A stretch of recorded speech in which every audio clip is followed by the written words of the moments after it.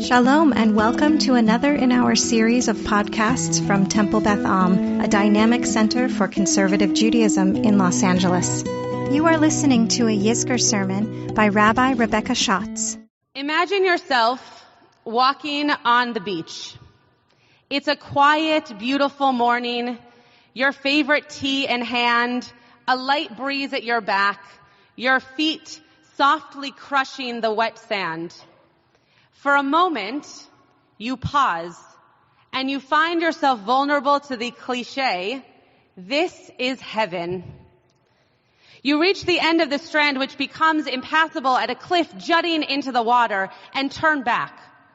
There's nowhere you need to be.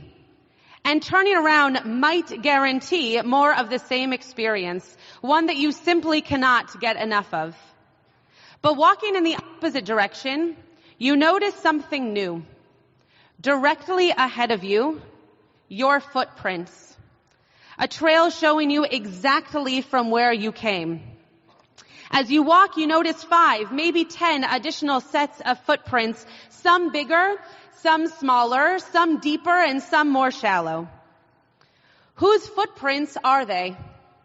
You might look around and see a handful of people, but some of the footprints have been washed away, almost completely erasing the remnants of their creators. As the prints fade, you can't help but wonder, was that person a doctor? A mother? Was he or she having a bad day?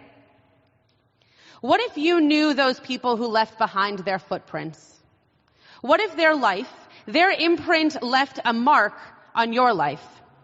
What if passing them in the sand was not the end, but rather the beginning of how your life was changed after walking beside them, and you didn't even know it? Our Torah tells of Jacob's famous dream, where there's a sulam, a passageway with which angels go up and down. It reaches directly from his head to the heavens. God stood next to, or perhaps atop Jacob in this dream, and told him the land he was lying on was his, for him and his descendants. God promises protection and companionship along every step of Jacob's journey. That's kind of akin to a coach saying to someone new to a sport, "You're going to be the next Michael Jordan," without any indication of how, no path before you to follow. Jacob awoke from his dream and said, "Achen yesh Adonai b'makom hazeh, ve'anochi lo yadati." Surely there is God in this place, and I did not know. Ma norah hamakom hazeh, how wondrous this exact place. The Hebrew word for place, hamakom, becomes a name for God. How wondrous is God, because this place exposed me to godliness, to relationship with the divine. God was here, and I stopped, and I focused on what I experienced, and now I recognize how it has affected my life. I did not know, and with the opportunity to clear my mind and just experience, I am in relationship with God. The mark of God in Jacob's story is a limp caused by his struggle with God, but also an imprint on his heart and soul. I recently read the beautiful book, The 5 People You Meet in Heaven by Mitch Albom. The premise for the story is quite self-explanatory, so I will not be giving anything away by sharing that the main character, Eddie, dies in the first few pages, and then spends the rest of the book meeting 5 people in heaven who have impacted his life or whose lives he has influenced. As Eddie is becoming acquainted with his purpose in seeing all of these people, he is told, "There are 5 people you meet in heaven. Each of us was in your life for a reason.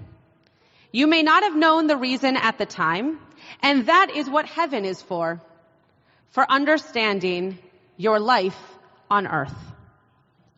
Understanding your life on earth is heaven. That is a powerful mindset for living. If this is it, these are the moments, these are the people, these experiences are what create my story, and that is it. These interactions might seem mundane, but what if I focused deeply on why they are occurring, how they are occurring, and how do you and I really affect one another? What if I had the presence of mind to cherish yours and my smallest moments, knowing that after a few seconds, that moment will have passed, giving way to an equally valuable one, knowing that the next tide flow will begin to erase those footprints. So here we are. It's Yom Kippur, a day marked by uniqueness, abnormal from our everyday routine, a day to which we assign value. We are taught that Yom Kippur imitates death in many ways. We're not eating. We're not sharing physical intimacy. We might not have groomed and gussied up. Some of us might be in shul for the first time all year. It is unique, different, and special as a result. However, Yom Kippur is not about the day itself. It is the seam between one year's culmination and a new year where we will better ourselves.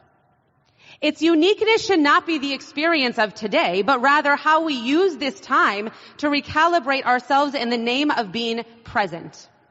It is not about feeling death. It is about recognizing that we still want and hopefully have time to get to know the makers of footprints around us, our own, and those walking alongside, behind, and in front of us. In fact, our tradition directly tells us this.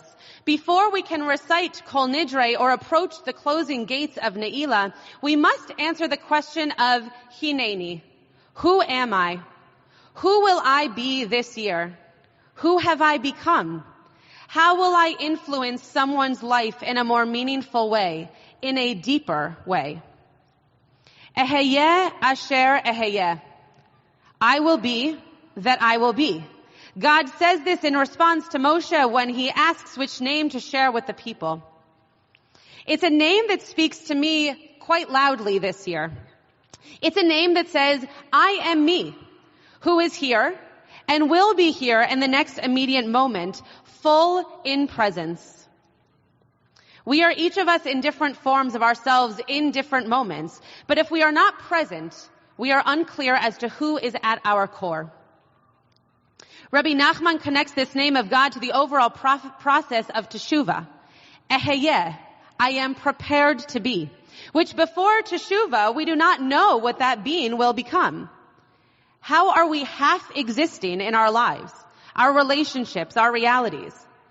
How do we fully claim our readiness to exist? How do we become more present, more aware of that which I will be this year? Eddie, the novel's protagonist, learns there are no random acts. We are all connected. You can no more separate one life from another than you can separate a breeze from the wind. Why can't you and I be more aware of those truths and more of our activities and interactions in the world? The experiences we have in our life, if we can truly acknowledge them and find meaning in the moment, will impact not only our story, but the story of those around us. But we have to pause. Veshuv yom echad lifnei mitatecha. Do teshuvah on the day before your death, Pirkei Avot says. But how would one know which day is the day before their death? And the only reasonable answer is, you can't. You can't know. Therefore, your only option is to do teshuvah every day. Turn the scrolls of the book of your life this way and that, backwards and forwards, learning more from it each time. Eheyeh asher eheyeh teaches us that we must do teshuvah every day because today's teshuvah will be different from tomorrow's. We know to do teshuvah, but as Rabbi Nachman teaches, do the teshuvah today because tomorrow you will do the teshuvah on yesterday's version of you. The purpose of Yom Kippur is not to do teshuvah for the first time this year. It's to do teshuvah today for this first day of this version of you. Then tomorrow you will do teshuvah again with presence of mind, body, and spirit to know I will be what I will be. In the 21st century, being present is a greater challenge than ever before. We find ourselves at the convergence of what feels like infinite struggles, pulling us in one direction or another, requiring our attention and demanding our presence. Even in moments of solitude, we have found ourselves so deprived that perhaps being aware of our own condition was nearly impossible. Presence of self. Am I an introvert or an extrovert? Do I need time to process, or am I able to express myself with a moment's notice? Can I define who I am before others ask for my story? Do I show myself love and care, or do I talk down to the pieces of me that I might call flaws? Can I notice the parts of me that are unique and introduce them, not hide them from the world? Presence of time. This year, as we heard from Rabbi Dr. Havivi, begins a year of Shemitah, a year of letting our land lie fallow without growing, reaping, sowing, or harvesting, a time to connect to our land. Whether through acts of environmental justice or buying more local produce or joining our Beth Green team to help create a more intentional community around us, Shemitah not only gives our land a Shabbat, but allows those in need more access to produce and healthy calories. Our presence of time gives rest to that which gives us life and blessing to those who lack in access. Presence of space. Presence in a moment for those around you, creating makom, a place of listening, of comfort, of support, of calm, of love, of honesty. Stand in front of someone who is scared. Look into their eyes and show them you're a soft place to land. Listen to someone crying. Be still. Give a hug if it's desired, and wipe away the tears. Reach out to someone in need. Give them your hand to help them get up. Speak up for someone who is silenced, and speak their truth, not the truth you already have the privilege to share. It does not matter where you are. A kitchen, a living room, a sidewalk, a stadium, a yoga studio, a sanctuary.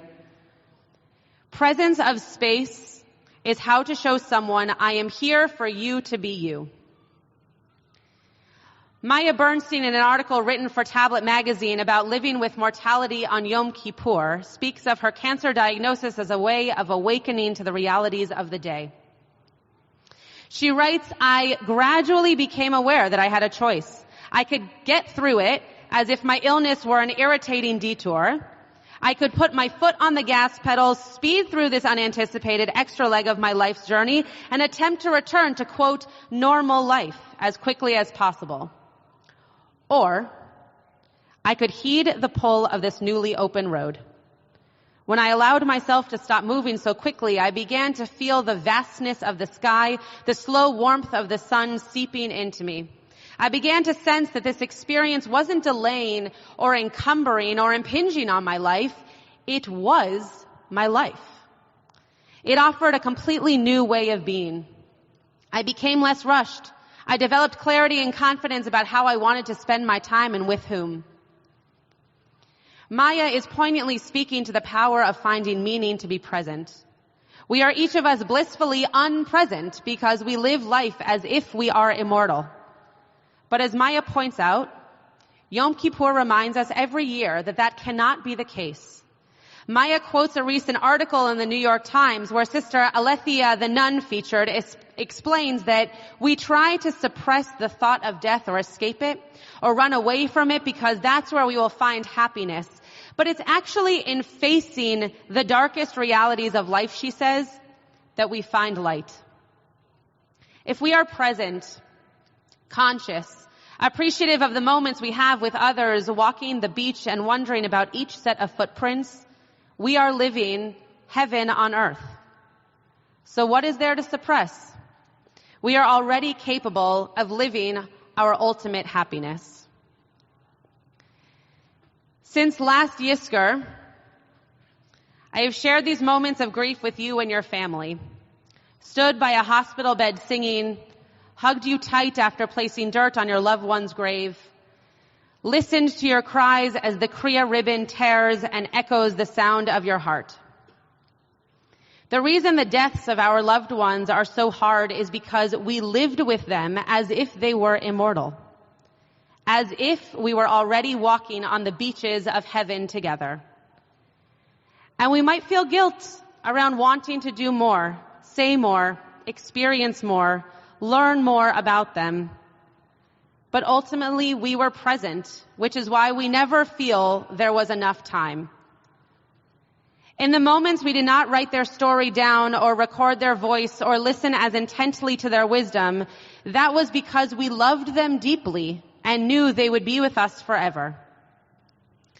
There are empty seats in our sanctuary, empty spots at the table in your homes, empty space where stories, advice, and jokes would have been shared. But not really empty, just not physically leaving their footprints in the sand. The last sentences of the book read, the people were there or would be there because of the simple mundane things Eddie had done in his life. The accidents he had prevented, the rides he had kept safe, the unnoticed turns he had affected every day. And while their lips did not move, Eddie heard their voices, more voices than he could have imagined, and a peace came upon him that he had never known before. He reached for his wife, and he saw her smile, and the voices melded into a single word from God: home. Live life noticing the footprints in the sand. Live life present in moments with loved ones, even if you miss details. Live life with presence of self, hineni, of time, teshuva, and of space, makom. Because we know there's a chance that before your foot leaves its place to take the next step, it's already gone. You have been listening to another in our series of podcasts from Temple Beth Am, a dynamic center for conservative Judaism in Los Angeles.